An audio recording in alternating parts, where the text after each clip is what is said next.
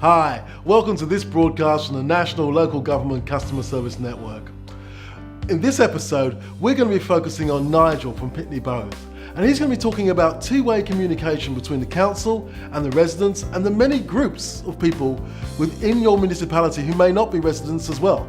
So a broad church that we belong to of people that we need to communicate with. On that note, I'm going to leave it up to Nigel and his alter ego to tell you all about it. We're all here as part of a sort of a customer relationships, customer communications type interests. And what I'm interested in is actually about how using some of the more modern technologies we can make your lives easier and actually start to provide more self-service to our customers. Many years ago, if you can remember the David Attenborough program Life on Earth, one of the things that he talked about when they talked about the most recent evolution of species, which is humans, is they're great communicators. That's probably our greatest strength, is our communication skills. So what I'm looking at is how we can tap into those needs for communication and why people want to actually form different groups and communities to really join together.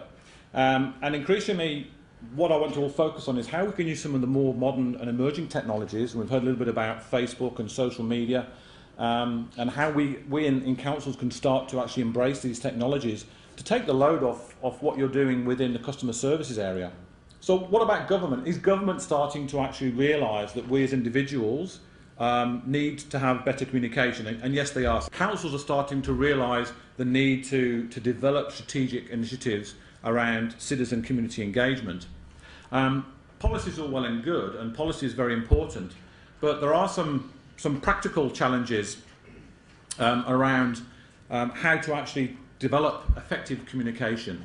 And communication is not just you talking to residents, but residents also talking to you. So we've been doing some surveys recently and looking at categorising what are the challenges that councils typically have in trying to develop these sorts of policies and these engagement strategies.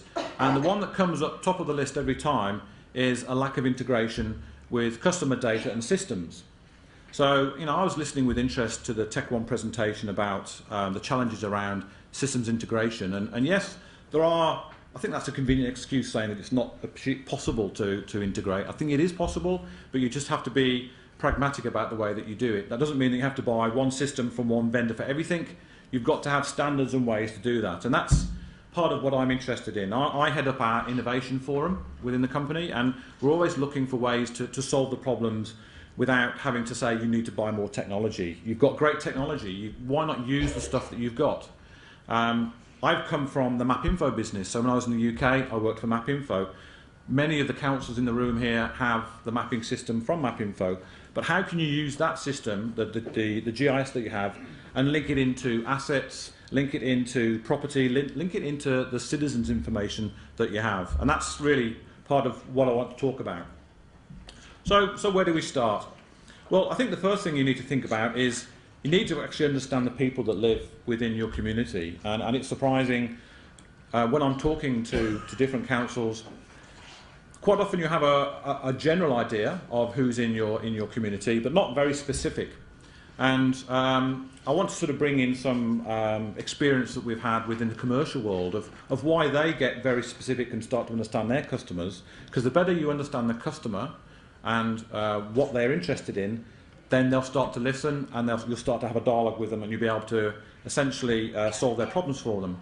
So it's about understanding the communities, work out what their expectations are, and then look at that two-way dialogue. So let's start off with understanding the communities. So what do we mean by community? It might be proximity, or it might be shared characteristics, beliefs. If you were trying to describe your council area and what the communities are, think how diverse they might be and the challenges you might have in trying to reach out to them and engage them in a dialogue.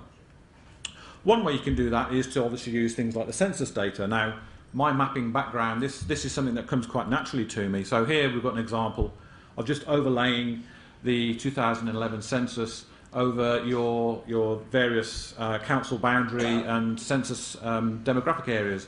That can help you get a sense of the age profile, maybe the the propensity for spending money. So the council gives you the census gives you lots of information about the neighbourhoods that are formed within your council area. But again, that's a geographic constraint. And it might be that a lot of the communities extend beyond geographic boundaries.